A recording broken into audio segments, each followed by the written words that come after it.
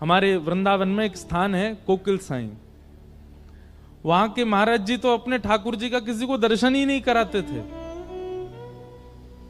स्वामी श्री अखंडानंद जी महाराज ने कहा, आप अपने ठाकुर जी का किसी को दर्शन क्यों नहीं कराते?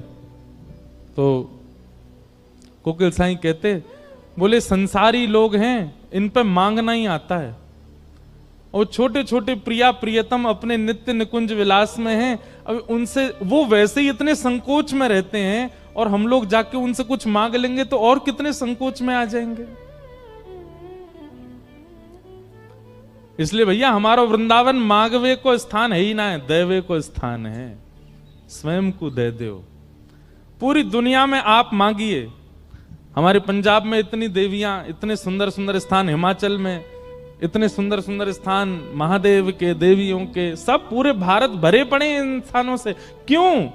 सब जगह मांगो, लेकिन वृंदावन में जाके तो दे दो, मांगो मत। ऐसा श्री वृंदावन। आज नरसिंह मेहता चूके नहीं, ठाकुर जी से, महादेव से कह दिया, आपको जो अति प्रिय है वो मुझे दो। महादेव पहले तो संकुचित हो गए, बोले ये क्या मांग रहे हो? लेकिन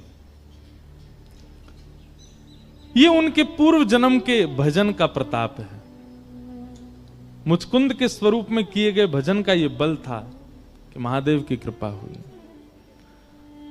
और महादेव ने कृपा करके निक शांति रख लो भैया। अब जहां श्रोता बैठ जाएं, बैठन दो उनको। कथा सुनने वाले इनको उठानो नहीं चाहिए, अपराध लगे। तो क्या निवेदन कर रहे थे हम? हाँ, और फिर रास में प्रवेश हुआ।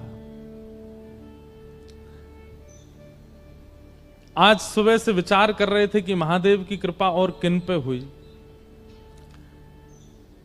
हमारी पूनम दीदी तो कह रही, महाराज जी नरसिंह मेहता कई चरित्र चलने दो, पूरा चरित्र नरसिंह मेहता जी का कह दो। पर वो मन में बार बार हरिहर आ जाते हैं ना, तो बार बार ये लगती है कि दोनों के मिलन की कोई तो, हमको तो सुख मिलेगा, एक भक्त का ही चरित्र कह दें, आप लोग भी सुनते रहो, पर ये हरि और हर का मिलन भी तो हो ना बीच बीच में, उसके लिए तो फिर होना चाहिए। और फिर दूसरा नाम हमारे चित्त में आया, जहां हर ने हरि से मिलवाया, ऐसे वृंदावन के रस उपासक, और जिन्होंने वृंदावन रस को सबसे ज्यादा अपनी वाणी में गाया। वैसे तो सबने गाया, पर विख्यात भाव से सबसे ज्यादा जिनका रस पूरा विश्व ने आस्वादन किया है, ऐसे हुए श्री हरिराम व्यास। कौन है? हरिराम व्यास। श्री हरिराम व्यास जी महाराज श्री विशाखा सखी के अवतार। निकुंज में दो सखी प्रधान हैं, एक श्री ललिता जी और दूसरी श्री विशाखा जी। श्री ललिता जी हमारे ब्रजमंडल में स्वामी श्री हरदास जी के रूप में प्रकट हुए, और श्री विशाखा जी हमारे ब्रजमंडल में श्री हरिराम व्यास जी के रूप में प्रकट हुए। इन निकुंज की दो अली हैं, दो सखी हैं। वास्तव में ठाकुर जी को किशोरी जी को निहारनो प्रिय है। बहुत ध्यान से सुनियो सब लोग। ठाकुर जी की नित्य उपासना क्या है? किशोरी जी को निहारना, बस। पर किशोरी जी की नित्य उपासना ठाकुर जी को निहारना नहीं।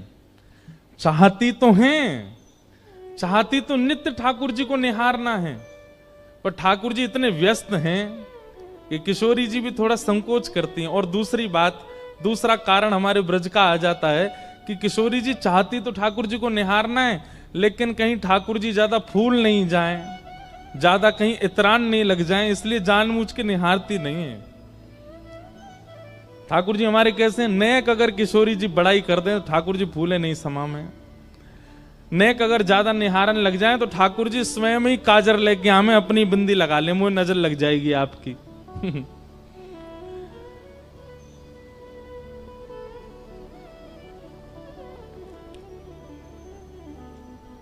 तो ठाकुर जी का नित्य उपासना किशोरी जी के दर्शन है और किशोरी जी की नित्य उपासना ठाकुर जी के दर्शन है, पर नित्य निहारती नहीं। तब किशोरी जी क्या करती हैं? वो सन्मुख बैठा करके श्री ललिता जी को देखती हैं और विशाखा जी को देखती हैं। ललिता और विशाखा जो हैं ये किशोरी और ठाकुर जी के ही रूप की परछाई से उनके सामने लीलाएं करती रहती हैं। जैसे जब जब श्याम सुंदर की याद आती है तब तब ललिता विशाखा लीला करती हैं और लीला करके किशोरी जी को दिखाती हैं। ललिता जी श्री किशोरी जी बनती हैं और विशाखा जी श्री श्याम सुंदर बनती हैं और ये दोनों लीला करके दिखाती हैं। उसी से किशोरी जी का मन प्रसन्न होता है। तो ऐसा कह दें तो कोई अतिशयोक्ति नहीं कि ठाकुर जी की उपासना किशोरी जी का दर्शन और किशोरी जी की उपासना ललिता विशाखा का दर्शन। वो नित्य निहारती हैं दोनों को। कितनी बड़ी सौभाग्यवती हैं कि अपलक नेत्रों से किशोरी जी निहारती हैं उनको। ललिता जी का तो प्रादुर्भाव ही किशोरी जी के प्रतिबिंब से हुआ। ऐसी कथा आती है कि एक बार निकुंज में ठाकुर जी बोले, हे श्यामाजू चलो आपको श्रृंगार मैं करूंगा। और जब जब किशोरी जी को श्रृंगार ठाकुर जी ने किया है तब तब किशोरी जी को अपनो ही रूप भायो है। जैसे हर किसी को अपने आप को श्रृंगार के बाद देखने की इच्छा होती है, हम कैसे लग रहे हैं।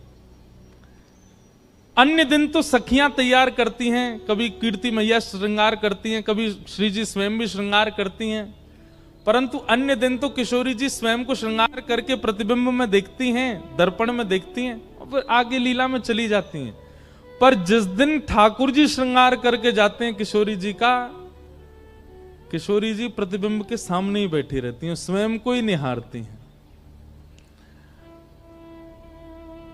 आज ठाकुर जी ने किशोरी जी का श्रृंगार किया, पत्रावली पधराई, आंखन में काजर लगायो, सुंदर निज कर गूथ सुमन के गजरा, ये अपने ही हाथ पहरावत है, तू है सखी बड़ भाग बड़ी, नंदलाल तेरे घर आवत है। जैसे घर में देखा है ना, कभी बहनें बैठी हैं एक दूसरे के केश गूंथती हैं, ऐसे किशोरी जी बैठी हैं और ठाकुर जी उनके केश गूंथ रहे हैं। और किशोरी जी को आज इतना सुख मिल रहा है, इतना इतना आनंद है, पर प्रकट नहीं करती हैं। ठाकुर जी ने श्रृंगार किया, सुंदर पुष्प ला करके किशोरी जी के केशन में ऐसे सुंदर सुंदर गुच्छ बना करके श्रृंगार किया, और जैसे ही दूर से प्रतिबिंब लेकर के श्याम सुंदर आए, बोले हे श्यामाजू विराजो, देखो मैं आपको दर्पण दिखाऊं। और जैसे ही ठाकुर जी ने प्रतिबिंब दिखायो, किशोरी जी तो निहारती रह गई अपने स्वरूप को। अब ठाकुर जी जैसे ही दर्पण दूर करें, किशोरी जी के नहीं, या कुछ सामने ही रहने दो, यहीं स्थिर कर दो। ठाकुर जी कह रहे हैं वाह, अपने रूप को निहार रही हो। बोले अपने रूप को ना निहार रही, या रूप में चढ़े भये श्रृंगार को निहार रही हूं, और वो श्रृंगार कैसे कियोगे वो चिंतन कर रही हूं। अब तो इतना सुंदर लग रहा है किशोरी जी को अपना स्वरूप की वो ठाकुर जी को भी कह रही है ना, दूर बैठो मुंह देखन दो। ठाकुर जी कभी पर्दा डाल दें, कभी दर्पण हिला दें, किशोरी जी नाराज है, बोले याकू मत छेड़ो, मेरे सामने ही रहने दो। अब तो किशोरी जी कुंज में भी जा रही हैं तो वहां पर भी ऐसे ऐसे दर्पण लगाएं कि जहां किशोरी जी नजर घुमाएं अपनो ही प्रतिबिंब देख रही हैं। ठाकुर जी बोले इतनो प्रिय लगो आपको मेरे द्वारा किया गया श्रृंगार, क्यों ना या श्रृंगार के स्वरूप को स्तब्ध स्थिर कर दिया जाए। और तभी किशोरी जी अपनी स्वरूप को देख करके बोली हे ललिते, और जैसे ही अपने स्वरूप को ललिते कहो है तो किशोरी जी को जो प्रतिबिंब है वो प्रतिबिंब ही श्री ललिता जी के रूप में प्रकट है गया। श्री ललिता अली, ललिता सखी आ गए। तो सोचो, जब जब किशोरी जी विरह में हुए, वैसे तो विरह होवे ना आए, सखी है ना दें, लेकिन फिर भी जब भी कभी वियोग होवे, जब भी कभी याद आवे, श्री ललिता जी को देख लें, किशोरी जी। ऐसी ये दो सखी हैं, ललिता और विशाखा। उनमें श्री विशाखा जी के जो अवतार हुए हमारी पृथ्वी पर, जिनका नाम है हरिराम व्यास। हरिराम व्यास, श्री हरिराम व्यास जी के लिए श्री नाभा गोस्वामी जी कहते हैं, उत्कर्ष तिलक अरुदाम को भक्त इष्ट अति व्यास के, काहू के आराध्य मच्छ कच्छ नर हरि सूकर, बामन फर साधरन सेतु बंधन जू शैल कर, एकन के यह रीत नेम नवधासों लाए, सुकुल सुमुखन सुवन अच्युत गोत्री जो लढ़ाए, नौ गुण तोरी नूपुर्ग हो महत सभा मधिरास के, उत्कर्ष तिलक अरु भाल के, उत्कर्ष तिलक अरुदाम को भक्त इष्ट अति व्यास के। श्री हरिराम व्यास। एक बात याद रखिएगा, भक्तमाल जी में श्री नाभा जी ने भगवान के भक्तों को केवल भक्त कहा, लेकिन हरिजनों के भक्तों को श्री नाभा गोस्वामी जी भक्त राज कहते हैं। बहुत ध्यान से सुनिएगा, जो ठाकुर जी के भक्त हैं श्री नाभा जी कहते हैं ये केवल भक्त हैं, इनकी उपाधि केवल भक्त की है, लेकिन जो ठाकुर जी के भक्तों के भक्त हैं ये भक्त राज हैं, ये भक्तन के राजा हैं।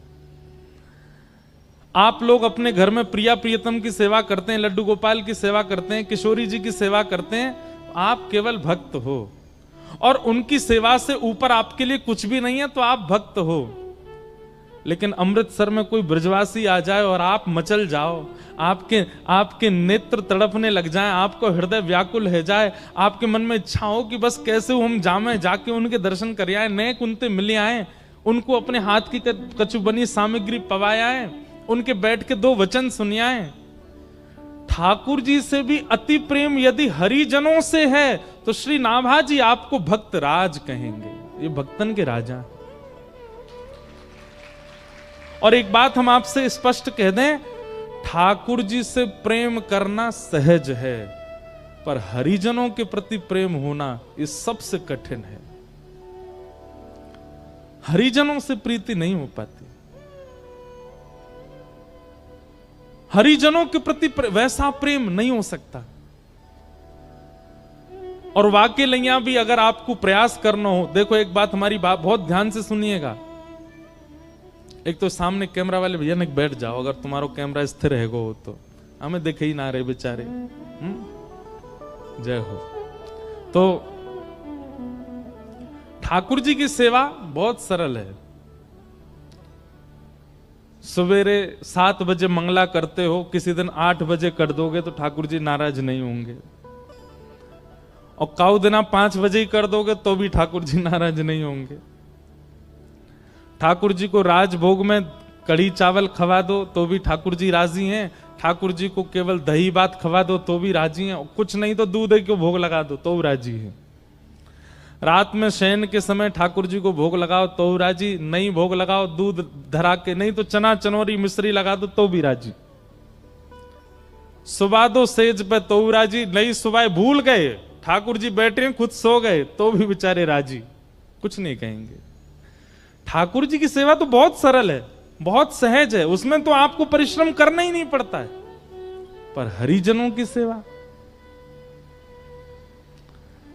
हरिजनों की सेवा तो कठिन है। अगर किसी भक्त को आपने प्रसाद के नाम पर केवल दूध भोग दे दिया, चना चनौरी धर दिए सामने, तो महाराज भ्रगुटी टेढ़ी करके देखोगे जी का पवार हो भैया, या के काजे लेके आया तू हमें अपने घर, वो तो टोक भी देगा, वो तो रोक भी देगा, वो तो नाराज भी हो जाएगा। सीधी बात, ठाकुर जी के सेवा में चीटिंग चल जाएगी, पर भक्त की सेवा में नहीं चलेगी। वो तो तुरंत आपको डांट देगा। ऐसा समझ लीजिए कि भगवत सेवा बिना सीसीटीवी कैमरा के की गई चोरी है, लेकिन भक्त सेवा वो तो चारों तरफ कैमरा लग रहे हैं, फिर आप क्या कर रहे हो, एक एक गतिविधि। ए भाई प्रणाम ऐसे नहीं करते हैं, चलते ऐसे नहीं है, एक हाथ से नहीं करते हैं, ऐसे बैठते नहीं है, ऐसे खड़े रहो, ऐसे बोलो, ये शब्द नहीं बोलना चाहिए, ऐसे नहीं घूमना चाहिए। भक्त तो आपको टोकेगा, ठाकुर जी टोकते थोड़े हैं। ठाकुर जी ने तो मुंह बंद कर रखो कलयुग में कि मैं टोकूंगा ही नहीं। तो भगवत सेवा बड़ी बात नहीं है, भक्त सेवा। और श्री हरिराम व्यास जी के लिए क्या कहा गया, उत्कर्ष तिलक अरुदाम को भक्त इष्ट अति व्यास के। व्यास जी के इष्ट कौन है, भक्त। इसलिए हमारी प्रार्थना भैया, जैसे मंदिर में आप अपराध ना बन जाए इसका ध्यान रखते हो, मंदिर में आपसे कोई दोष ना हो जाए इसका ध्यान रखते हो, ऐसे ही कभी किसी भक्त का आपके चित्त में दुर्भाव ना आ जाए ये भी ध्यान रखो। कोई तिलकधारी हैं, कोई कंठी पहने हैं, कोई ब्रज से प्रेम करने वाले हैं, और उनकी किसी भावना पर आपके चित्त में प्रश्न चिन्ह आता है कि ये कैसे कर रहे हैं, ये अपराध है। हरि से भी ज्यादा कठिन हरिजनों का भक्त होना। और हरिजनन के प्रति यदि भक्ति चाहिए हो, राधा रमण जी खूब अच्छे लगते हैं, राधा वल्लभ जी खूब बढ़िया लगते हैं, बिहारी जी में खूब निष्ठा, वृंदावन में खूब निष्ठा, परिक्रमा में खूब निष्ठा, यमुना जी में खूब निष्ठा, लेकिन ब्रज के ब्रजवासियों में और ब्रज के संतों में आपकी निष्ठा नहीं हो रही हो, तो जाओ वृंदावन के गोपेश्वर और जाके गोपेश्वर महादेव को प्रणाम करो। ये हमारे वृंदावन के पंचायतन मैंने कितनी बार कहा है, वृक्षों को प्रणाम, रज को प्रणाम, यमुना जी को प्रणाम, ब्रजवासियों को प्रणाम और गोपेश्वर महादेव को प्रणाम। इन पंच प्रणामों के बाद किसी देवालय में जाइए। यदि गोपेश्वर महादेव को प्रणाम नहीं किया गया होगा तो बिहारी जी के बगल में, आपके बगल में स्वामी श्री हरदास जी भी खड़े हो जाएंगे तो उनको पहचान नहीं पाओगे। ये गोपेश्वर महादेव ही करवाएंगे। कल हमने सुना रास में प्रवेश महादेव की कृपा, और आज हम सुनेंगे भक्त इष्टों के प्रति स्नेह महादेव की कृपा से। ठाकुर जी से प्रेम करना हम सिखाएंगे ही नहीं इन 7 दिनों में, वो तो आप सब करते हो, वो तो आप सब जानते हो, पर जिनसे हमारे हरि रीझ हैं, ऐसे हरिजनों से प्रेम ये महादेव सिखाएंगे, ये महादेव बताएंगे। हरिराम व्यास जी कैसे हैं, बोले भक्त इष्ट अति व्यास के। आप देखेंगे बिल्कुल सूर्य और चंद्रमा की तरह परिवर्तन हुआ हरिराम व्यास जी के जीवन में महादेव की कृपा से। पहले के हरिराम व्यास कैसे हैं वो तो हम बाद में कहेंगे, पर बाद के हरिराम व्यास, शंकर जी से मिलने के बाद हरिराम व्यास जी कैसे हैं।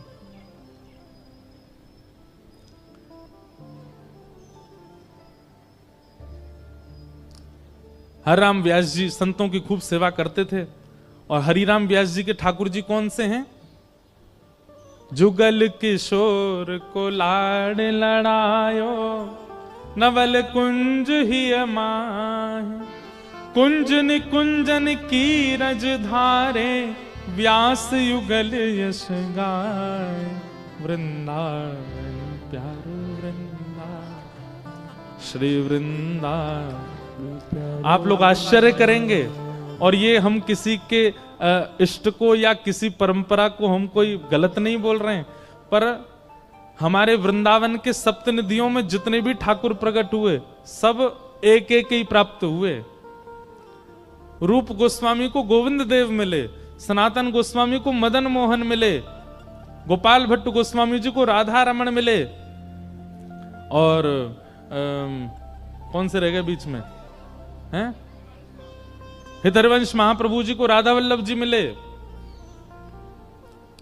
मधु पंडित जी को गोपीनाथ जी मिले, सबको ठाकुर अकेले अकेले ही मिले। किशोरी जी तो गादी जी के रूप में मिली, चूड़ामणि के रूप में मिली, लेकिन एकमात्र ऐसे श्री हरिराम व्यास हैं जिनको जुगल प्राप्त हुए, जुगल किशोर पिले, जिनके लिए किशोरी जी भी प्रकट हो गई। इसीलिए श्री हरिराम व्यास जी गाते हैं, किशोरी तेरे चरणन की रज पाऊं, किशोरी तेरे चरणन। मैं कान पकड़ के क्षमा मांगते हुए कह रहा हूं, हमारे वृंदावन की आचार्य परंपरा में अगर किशोरी जी सहित ठाकुर जी मिले तो केवल हरिराम व्यास को, क्योंकि महादेव की कृपा से। जारज को ब्रह्मादिक तरसत, जारज को ब्रह्मादिक तरसत, सूरज शीश चढ़ाऊं किशोरी तोरे, सूरज शीश चढ़ाऊं किशोरी तेरे, चरणन की रज पाऊं, किशोरी तेरे चरणन की रज पाऊं। बैठी रहूं कुंजन के कोने, बैठी रहूं कुंजन के कोने, श्याम राधिका गाऊं किशोरी तोरे, श्याम राधिका गाऊं किशोरी तेरे, व्यास स्वामिनी की छवि निरखत, व्यास स्वामिनी की छवि निरखत, विमल विमल जस गाऊं किशोरी तोरे, विमल विमल जस गाऊं किशोरी तेरे, चरणन की रज पाऊं, किशोरी तेरे चरणन की रज पाऊं। इसलिए हरिराम व्यास विशेष हैं, क्योंकि उनको जुगल मिले।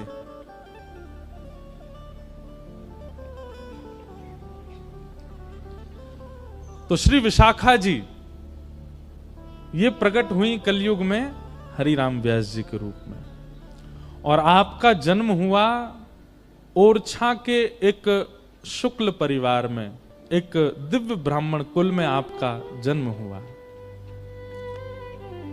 नाम आपका हरिराम शुक्ल रखा गया, हरिराम शुक्ल।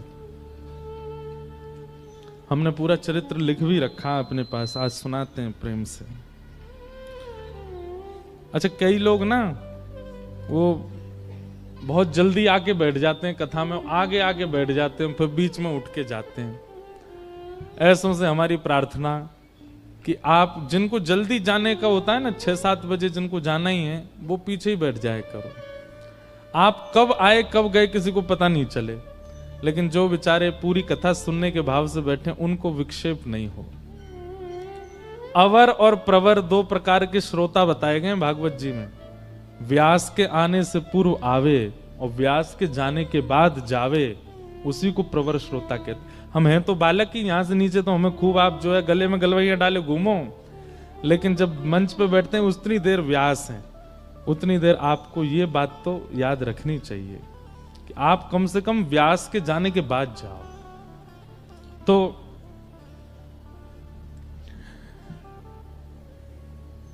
हरिराम शुक्ल जी का जन्म हुआ और बाल काल में आपने सरस्वती मंत्र को सिद्ध कर लिया। हमें याद है सरस्वती मंत्र, और हमने खूब उसकी उपासना भी की है, और उसी कृपा से कि आप सबको कथा सुना रहे हैं। तो सरस्वती दिव्य मंत्र की आपने इतनी उपासना की, इतनी उपासना की, नवरात्रों में आप केवल अन्न जल त्याग करके जल और केवल कुछ फलाहार लेकर के सरस्वती मंत्र की उपासना करते थे। और उससे ऐसा हुआ कि व्यास हरिराम शुक्ल जी के जिह्वा पर वाग देवी सरस्वती साक्षात विद्यमान हो गई। उसका प्रभाव यह हुआ कि आपने अध्ययन करके स्वयं को इतना विद्वान बना लिया कि आप जिस जगह जाते वहां के विद्वानों को हरा देते। काशी में जिस गुरुकुल में आप पढ़े थे, उस गुरुकुल में सब विद्वानों ने मिलकर के सारे छात्रों में से आपको चुना और चुन करके मंच पर बुला करके आपकी विद्वत्ता से प्रसन्न होकर के आपको व्यास की उपाधि प्रदान की। इसलिए नाम पड़ गया हरिराम व्यास। हरिराम व्यास। एक दिन हरिराम व्यास जी के मन में आया कि क्यों ना मैं पूरी पृथ्वी पर दिग्विजय करूं। अच्छा, एक तो विद्वान, दूसरे रूपवान, सुंदर रूप भी था, और तीसरा ओरछा के एवं ओरछा के आसपास के राजघरानों के ये कुलगुरु भी थे। सब राजा इनके आगे हाथ जोड़े खड़े रहते थे। भागवत जी कहती हैं, कम आयु का होना, बहुत योग्यताएं प्राप्त कर लेना, बहुत सम्मान मिल जाना, स्वरूप का होना और सत्संग का ना होना, यह पतन का कारण बन जाता है। आप रूपवान हैं लेकिन सत्संग नहीं करते हैं तो आप रूप गर्विष्ठ हो जाओगे। आप धनवान हो लेकिन सत्संग नहीं करते तो धन का अहम आपके अंदर से कभी नहीं जाएगा। आप योग्यताओं से परिपूर्ण हो, विद्वान हो, गाना आता है, नाचना आता है, या कोई भी कलाओं से निपुण हो, लेकिन सत्संग नहीं है तो वो कला आपको एक दिन गिरेगी नीचे। इसलिए कितनी भी योग्यताएं हो, उन योग्यताओं के साथ सत्संग आवश्यक है जीवन में। हरिराम व्यास जी के पास सब कुछ था, सत्संग ही नहीं था। एक दिन हरिराम व्यास जी के मन में आया कि विद्वान तो हम हैं ही, इतने राजा हमारे चेला हैं, रूपवान भी सब कुछ है, क्यों ना दिग्विजय की जाए, पूरे भारत में मुझसे बड़ा कोई विद्वान ना हो ऐसी घोषणा करवा दी जाए। और उसके लिए क्या करना पड़ेगा? बड़े बड़े विद्वानों के पास जाकर के हमको शास्त्रार्थ करना पड़ेगा। सब लोग इधर देखो, सावधानी से सुनो।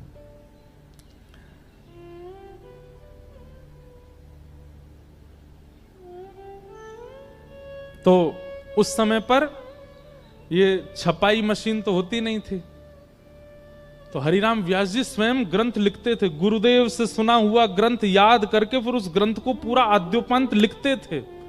और ऐसे ग्रंथों की अनेकों बैलगाड़ियां उनके साथ में ही चलती थीं। लोग बागों के बक्साओं में कपड़ा रहते, लेकिन उनकी बैलगाड़ियों में ग्रंथ ही ग्रंथ रहते, और स्वयं लिखित ग्रंथ। उन ग्रंथों को लेकर के हरिराम व्यास जी शास्त्रार्थ दूर, उनके ग्रंथों के नाम सुनकर के बड़े बड़े विद्वान तो वहीं से हाथ जोड़ के भाग जाते थे, बोले हमने तो ये ग्रंथ ही नहीं देखे, इनसे शास्त्रार्थ क्या करेंगे। और सुना ये ग्रंथ इन्होंने खुद लिखे हैं।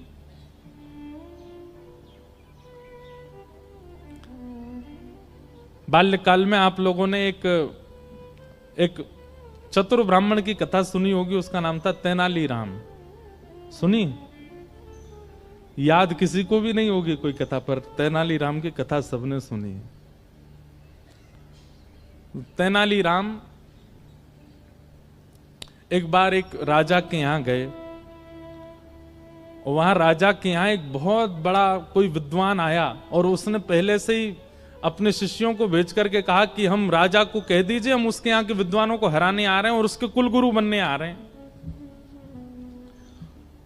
तो राजा बोले भैया हमारे गुरुजी तो कहीं गए हुए हैं और ये विद्वान आ रहा है, आकर के सबको हरा देगा, खुद आकर के हमारा गुरु बन जाएगा, इसको कैसे रोका जाए। तो तेनालीराम, एक तो होता है कि अनपढ़ गंवार, एक होता महागंवार, एक होता वज्र गंवार। वज्र बिल्कुल कुछ जानते ही नहीं है। तो तेनालीराम बोले हम लड़ेंगे, हम शास्त्रार्थ करेंगे। तो राजा बोला आपको आता है सब? बोले वो तो हम बाद में बताएंगे हमको क्या क्या आता है, आप तो केवल उसके सामने हमको शास्त्रार्थ करने दो। तो तो सामने वो विद्वान आकर के बैठ गया। विद्वान आकर के बोला, हां जी, किस विषय पर शास्त्रार्थ होगा? तो तेनालीराम बोले, जो तुमको विषय बढ़िया लगता हो वहां से प्रारंभ करो। तो विद्वान बोला, हमारी छोड़ो, आप बताओ कोई शास्त्र का नाम, वहां उस पे करेंगे। तो तेनालीराम ऐसे व्यंग में हंसने लगे, बोले, हमारे शास्त्र पर तुम बोलने की अभी काबिलियत नहीं रखते, तुम बोलो, हम उस पर बोलेंगे। बोले, नहीं नहीं नहीं, अब तो तुम्हारा ही शास्त्र सुनना है मुझे। कौन सा शास्त्र है?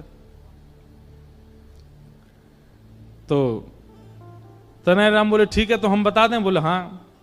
बोले, तिलकाष्ट महिषबंधनम, चलो इस विषय पर चर्चा होगी। विद्वान बोलो, कौन सा शास्त्र? बोले, तिलकाष्ट महिषबंधनम। तिलकाष्ट महिषबंधनम। अब सामने जो विद्वान बैठा था उसने अपने चेलाओं को देखा, बोले, ये शास्त्र तो हमने कभी सुना ही नहीं। तो सब चेला बोले, गुरुजी, भलाई इसी में कि यहां से ऐसे ही चल दो, कहीं हमने शास्त्रार्थ किया और आपने शास्त्र का ही नाम नहीं सुना और इसने कहीं दो चार और बातें बोल दी, आपसे उत्तर नहीं देवा तो नाक और कटेगी हमारी। तो बेचारा वो विद्वान, उसको लगा कि भैया हमने तो इस शास्त्र का नाम ही नहीं सुना। तेनालीराम ने उसको खूब सुनाई, खड़ी खोटी सुनाई और कहा, आ जाते हैं, आइंदा कभी मत आना इस नगर की ओर, तो मुंह उठा के भी मत देखना, देख लेना एक शास्त्र बोला, अभी तो ऐसे मुझ पर 56 करोड़ शास्त्र और रखे हैं। विद्वान बोला, क्षमा कर दो, हम जा रहे। चला गया। पीछे राजा बैठा था। राजा के पास भी विद्वान तो बहुत थे। सब विद्वानों ने घेर लिया तेनालीराम को। बोले, अरे ये तिलकाष्ट महिषबंधनम, ये कौन सा शास्त्र है? बोले, कोई शास्त्र नहीं है। तिलकाष्ट मतलब तिल को ठठुआ, और महिषबंधनम मतलब भैंस को बांधने वाली रस्सी। हमने उसी को संस्कृत में बोल के कह दिया, इस शास्त्र पर शास्त्रार्थ करो। डर के मारे भाग गया। राजा बोला, भैया तुम विद्वान तो नहीं हो, लेकिन बुद्धि तुम्हारी खूब तेज है। और फिर एक विद्वान के द्वारा तेनालीराम को फिर अध्ययन करा के विद्वान बनवाया। तो शास्त्रों का नाम उल्लेखित करके उस पर शास्त्रार्थ होता था। हरिराम व्यास जी की तो पोथियों के नाम पढ़ करके विद्वान घबरा जाते थे। किसी ने कहा, बोले, आप कहां पूरे विश्व पर दिग्विजय करेंगे? भारत में सर्वश्रेष्ठ स्थान काशी। ऐसा कहते हैं, काशी जो है ना, वो देवाधिदेव महादेव की जिह्वा है। क्या है? जिह्वा। काशी में जब ब्राह्मण बोलते हैं तो उनके स्वर को उनका स्वर ना माना जाए, वो महादेव का ही स्वर है। इसलिए काशी के स्वर अलग ही हैं। चाहे वहां गाने वाले हों, चाहे वहां ब्राह्मण बोलने वाले हों, वहां के वेद मंत्र पाठ करने वाले ब्राह्मणों को आप सुनिए, वहां के बड़े बड़े विद्वानों को, वो पूरे विश्व से अलग ही हैं। काशी में भगवान की, शिव की जिह्वा मानी जाती है। हरिराम व्यास जी अपनी वही 5-6 बैलगाड़ियों में भरे हुए ग्रंथ और दुनिया भर के दिग्विजय के पत्र लटका रखे थे, यहां जीते वहां जीते, वो सब उन पर लटके हुए थे। जैसे आजकल लोग गाड़ियों पर लिखवा लेते हैं, जो भी उनकी श्रेष्ठता होती है वो गाड़ी पर लिखी रहती है, चाहे महामंडलेश्वर हो, चाहे एमएलए हो, चाहे विधायक हो। हरिराम व्यास जी पूरी बैलगाड़ियों पर लगवा करके और पहुंच गए।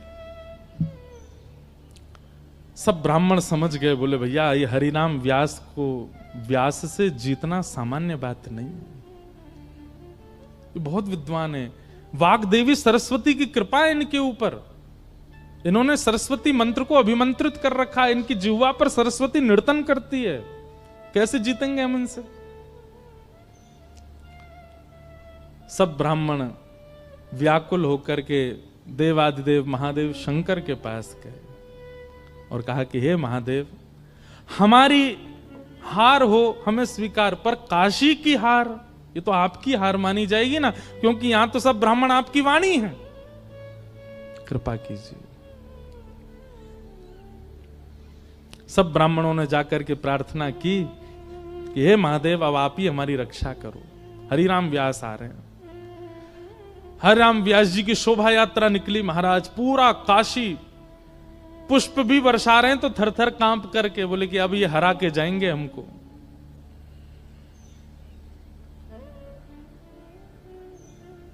महादेव ब्राह्मणों से बहुत प्रेम करते हैं।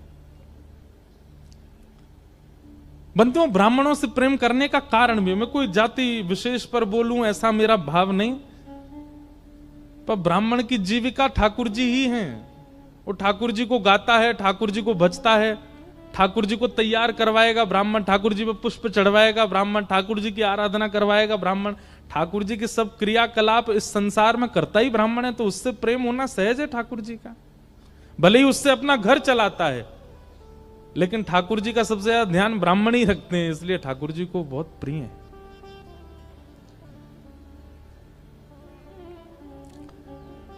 ब्राह्मणों की आराधना सुनकर के महादेव बोले अब हम जाएंगे, और एक दिव्य दीनहीन से ब्राह्मण का रूप धारण करके महादेव पहुंचे हरिराम व्यास जी के पास। व्यास जी संध्या से निवृत्त होकर के प्रसाद आदि पाकर के बैठे थे, प्रतीक्षा कर रहे थे, कोई शास्त्रार्थ करने आए। बाहर द्वार पर दो सेवक खड़े थे, तभी शंकर जी ने जाकर के कहा प्रणाम, हम व्यास जी से मिलने आए हैं। सेवकों ने भीतर जाके कहा, बोले महाराज द्वार पर एक ब्राह्मण आया है। हरिराम व्यास जी बोले बुलाओ बुलाओ बुलाओ, उससे तो हमको शास्त्रार्थ करना है। और तुरंत अपना आसन सुव्यवस्थित किया, ग्रंथ निकाल करके रख लिए। और जैसे ही महादेव पहुंचे, बिल्कुल साधारण सी धोती है, साधारण सा गमछा डाला हुआ है, दीनहीन से ब्राह्मण, पतले दुबले, एक एक नस दिखाई दे रही है। उनकी दीनता, सरलता, दैन्यता देख करके हरिराम व्यास जी बोले महाराज आपका रूप स्वरूप देख करके तो ऐसा लगता है मैंने एक श्लोक भी यदि बोला तो कहीं आप गिर ना जाओ। आप शास्त्रार्थ करने आए मुझसे?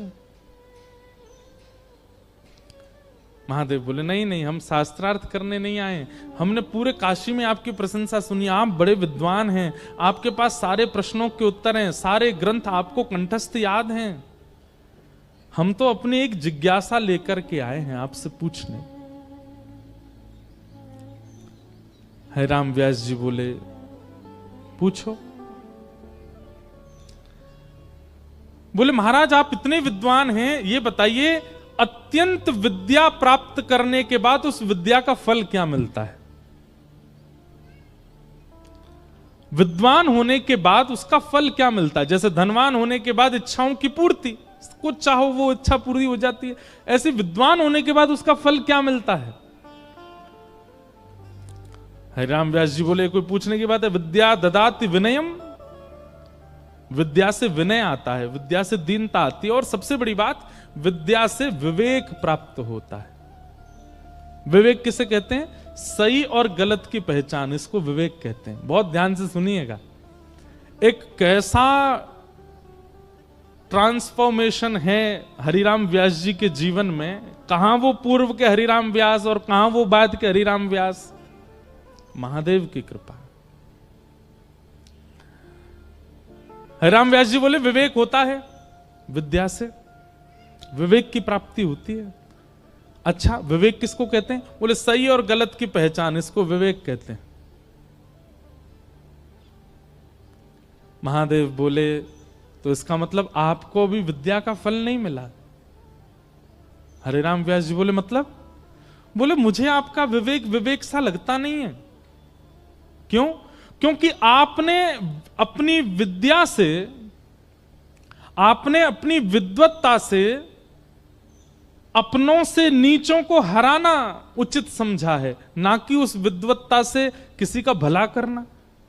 आपने किसी के घर को प्रसन्न नहीं किया होगा, आपने किसी के घर को आनंदित नहीं किया। जितने ब्राह्मणों से अभी तक आप मिले सबको रुलाया ही आपने, यह आपका विवेक है। आप विद्वान केवल इसलिए बने हैं ताकि आप पूरे विश्व को हरा सकें, सबसे जीत करके सबके कुलपति बन सकें, और यह विद्या का फल तो नहीं होता। आज पहली बार हरिराम व्यास जी से किसी ने ऐसी बात की, उसके शब्दों में हरिराम व्यास जी को स्थिरता लग रही है। उसके शब्द सुनकर के हरिराम व्यास जी थोड़े से खोए खोए से लग रहे हैं। उसके शब्द सुनकर के हरिराम व्यास जी को पहली बार मौन रहने का मन कर रहा। नहीं तो हरिराम व्यास जी पे तो उत्तर हैं, ये बात याद रखिएगा। जिसके शब्द आपको स्थिर कर देते हो, जिसके शब्द आपके भीतर परिवर्तन करने की स्थिति पैदा कर देते हो, जिसके शब्द आपको अत्यंत शांत कर देते हो, समझ जाना या तो वो हरि हैं या कोई हरिजन है। शब्दों में बहुत ताकत है।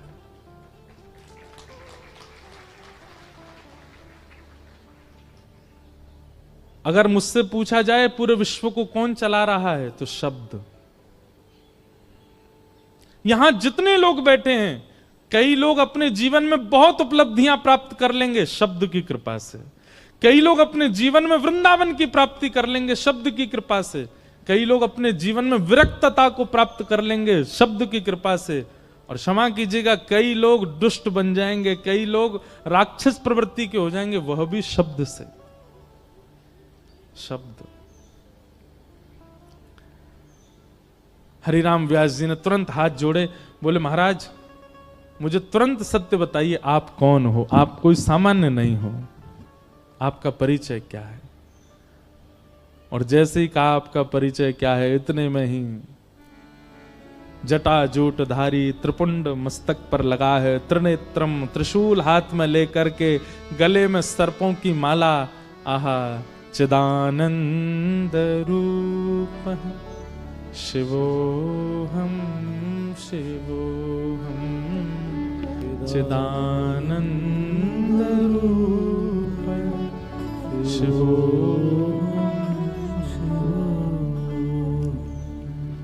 साक्षात देवादिदेव महादेव काशी विश्वनाथ प्रभु प्रकट हो गए हरिराम व्यास जी के सामने। महादेव का वह रूप सौम्य करुणता, करुणावतार है। महादेव रुद्र उनका नाम है, परंतु वो रुद्र भाव में नहीं रहते, वो अत्यंत करुणा भाव में रहते हैं। आप कभी भी किसी भी शिवालय में जाओ, 24 घंटा पानी गिरता रहता है, इसका मतलब क्या? भीगे देव 24 घंटा भाव में भीगे ही रहते हैं। महादेव प्रकट हो गए और प्रकट होकर के हरिराम व्यास जी के सिर पर हाथ फेरने लगे। आज हरिराम व्यास जी को अपने जीवन में किए गए समस्त क्रियाओं के प्रति पाप की भावना आने लगी। मैंने कितने ब्राह्मणों को हताश किया, उदास किया, निराश किया, रुलाया।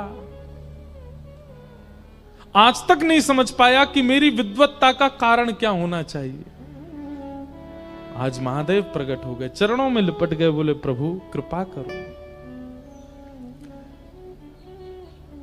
मुझे क्यों वाणी देवी की कृपा हुई? मुझे क्यों विद्वत्ता प्राप्त हुई? मैं क्यों पृथ्वी पर आया हूं? मेरे जीवन का उद्देश्य क्या है? कारण क्या है? कृपा करके अब जब आप आ ही गए हैं तो आप ही बताइए। देखो, नरसिंह मेहता के भाव में और हरिराम व्यास जी के भाव में एक बात स्पष्टता लगी, पूर्ण समर्पण। आप बताइए, हम आपसे कोई जिज्ञासा ना प्रकट करें, आप बताओ। क्योंकि जानते हैं कि महादेव जिस मार्ग का अनुसंधान करवाएंगे वो मार्ग कल्याणकारी ही होगा।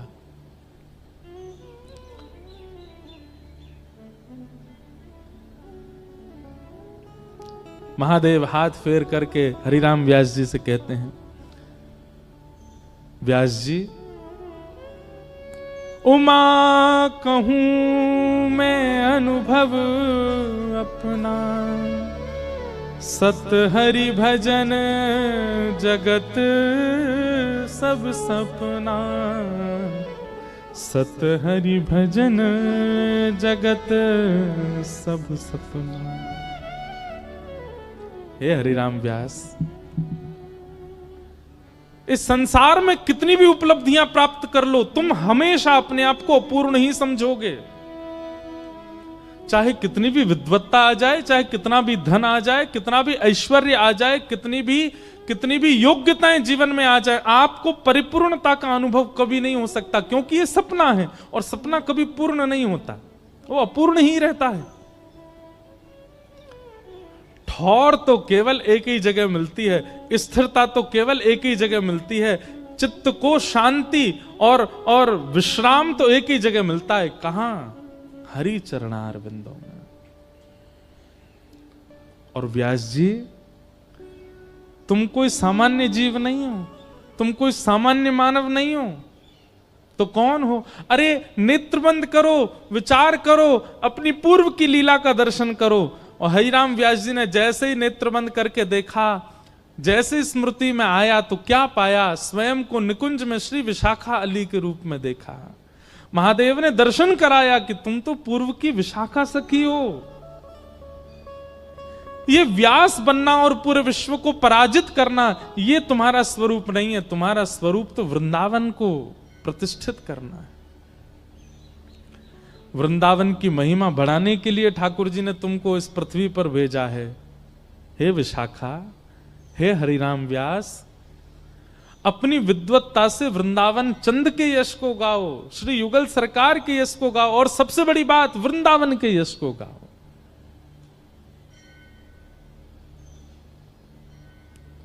हरिराम व्यास जी के नेत्र सजल हो गए। पूरी रात व्यास जी सोए नहीं, काशी में पड़े पड़े केवल और केवल श्री वृंदावन हे वृंदावन, श्री वृंदावन हे वृंदावन, रात भर वृंदावन का स्मरण करते रहे।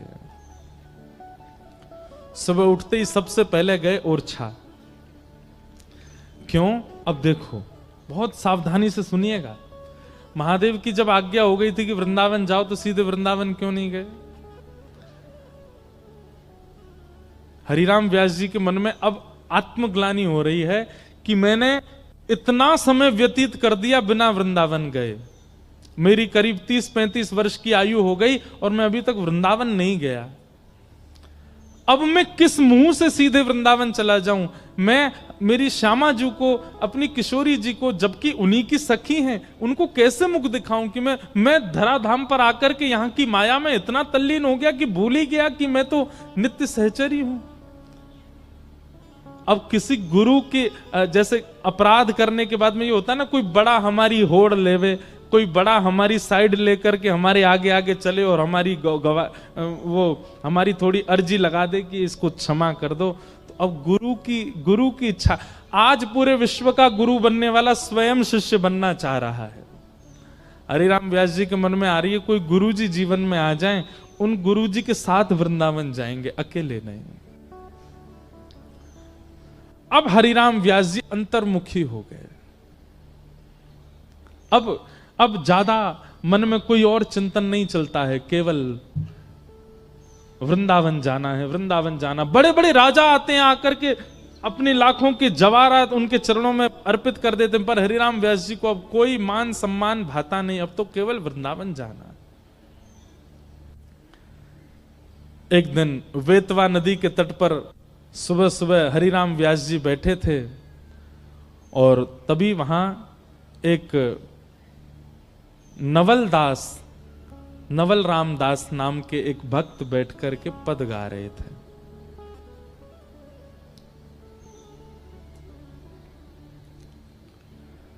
आज अति राजत दंपति भोर। सुबह सुबह का राग गा रहे थे। बहुत सावधानी से सुनिएगा। अगर हम हरिराम व्यास जी का पूरा चरित्र कहें ना, तो पद ही पद हैं उसमें, इसलिए बहुत सावधानी से सुनो। हरिराम व्यास जी बैठे हैं बेतवा नदी के तट पर और तभी उनके कानों में ये स्वर गूंज रहा है, आज अति राजत दंपति भोर, आज अति राजत दंपति भोर। अर्थ क्या है पद का सुनो, नेत्र बंद करके सब लोग अनुभव करो। सुबह सुबह का समय है और दोनों दंपति यानी कि युगल सरकार अपनी शयन सेज पर उठ करके बैठे हैं शयन के बाद। और कैसे लग रहे हैं दोनों? सूरत रंग के रस में भीने, सूरत रंग के रस में भीने, नागरी नवल किशोर,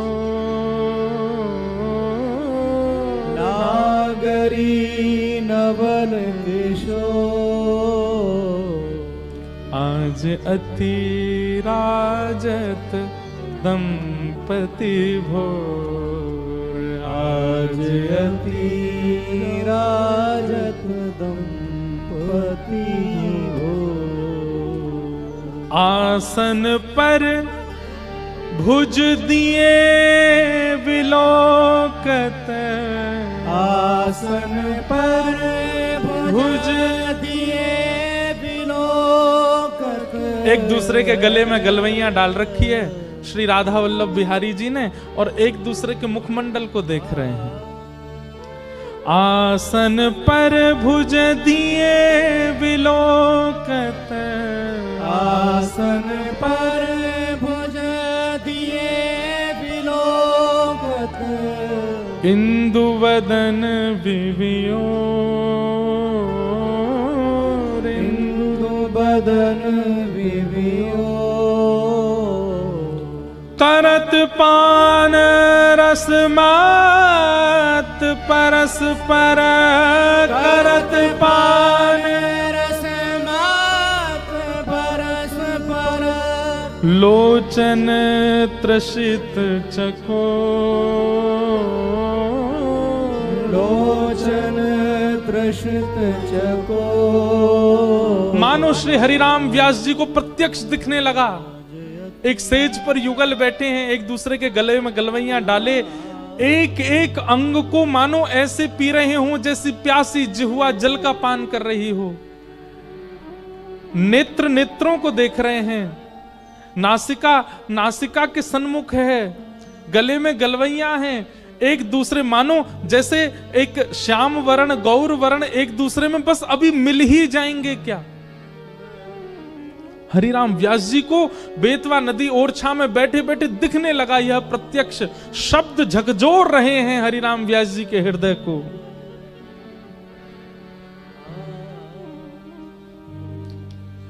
आहा, दोनों सेज से उतर के चलने लगे तो कैसे चल रहे हैं।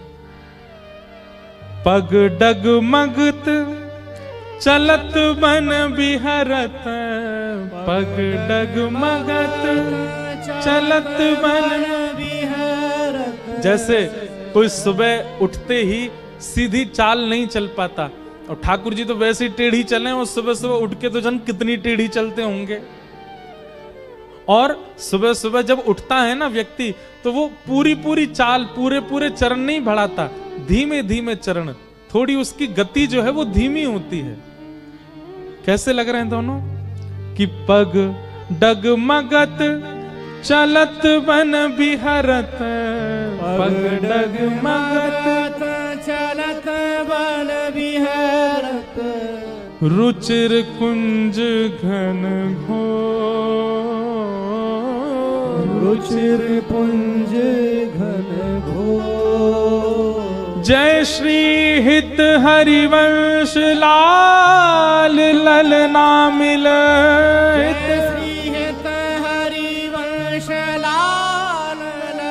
जय श्री हित हरिवंश लाल ललना मिल, हरिवंश लाल ललना मिल। हियो सिरावत मोर, हियो सिरावत मोर, हाँ हियो सिरावत मोर,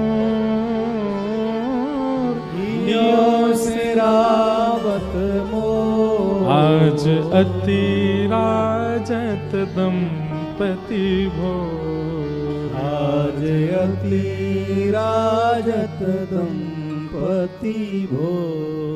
हरिराम व्यास जी बैठे तो थे समाधि में, लेकिन जब नेत्र खुले तो रोम रोम मानो अश्रु जल से भर चुका हो। प्रश्वेत के बिंदु माथे पर आ गए। हृदय बिल्कुल व्याकुल, और यह शब्द मानो जैसे उनके कानों में ऐसे गूंज रहे हैं कि प्रत्यक्ष सामने सेज पर युगल सरकार बैठे हों। आप दौड़ करके तुरंत नवलदास जी के पास गए और जाकर के चरणों में गिर गए। बोले भगवान, मैंने शब्द तो बहुत सुने जीवन में, लेकिन पहली बार ऐसे शब्द सुने हैं जिन शब्दों से प्रत्यक्ष प्रियालाल के दर्शन हो रहे हैं। इन शब्दों के रचयिता कौन है? किन्होंने इन शब्दों को आविष्कृत किया है? कौन इन शब्दों को गा रहा है, जिन शब्दों में इतनी सामर्थ्य है कि दूर बैठा कोई व्यक्ति भी प्रियालाल के प्रत्यक्ष दर्शन कर ले? यदि इस शब्द के रचयिता के प्रत्यक्ष दर्शन और उनकी शरणागति मिल जाए तो इसका मतलब तो प्रियालाल को गोद में बैठा देंगे। मुझे बता दीजिए ये किन के शब्द हैं?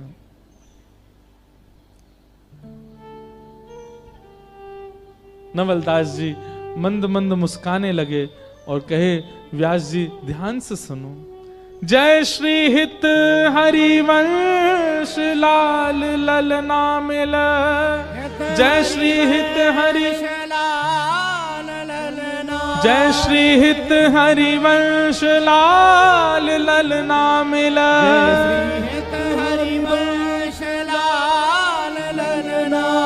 हियो से रावत मोर,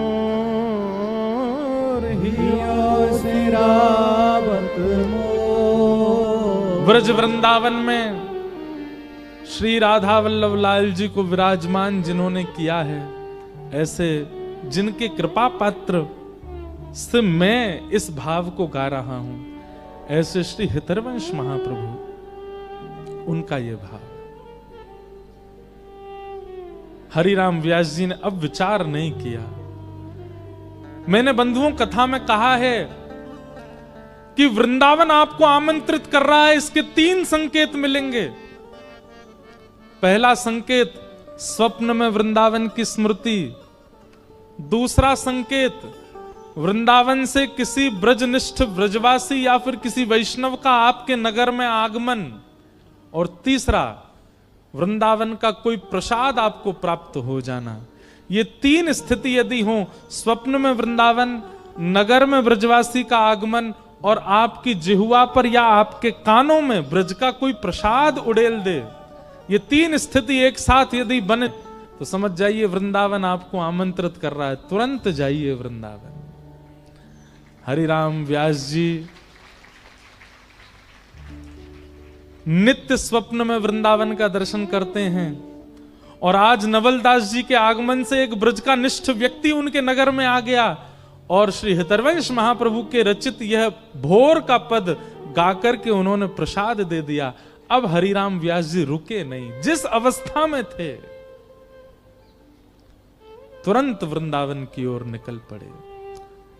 लेकिन ऐसा कहते हैं, उनके चरित्र में आता है कि हरिराम व्यास जी ने किसी को बताया भी नहीं कि वो जा रहे हैं, परंतु वो 5 बैलगाड़ियों में भरी हुई जो पोथियां थी उनको संग लेकर के गए। किसी ने कहा इन पोथियों ने अब भी पीछा नहीं छोड़ा। नहीं, हरिराम व्यास जी वृंदावन जाकर के निचोड़ निकालना चाहते हैं कि इन्होंने मेरा क्या किया। जब मेरा ही कुछ नहीं हो पाया तो किसी का क्या होगा इनसे। इनको जाके विसर्जित करके आऊंगा वृंदावन में, इसलिए लेकर के गए और सीधे श्री हरिराम व्यास जी वृंदावन पहुंचे।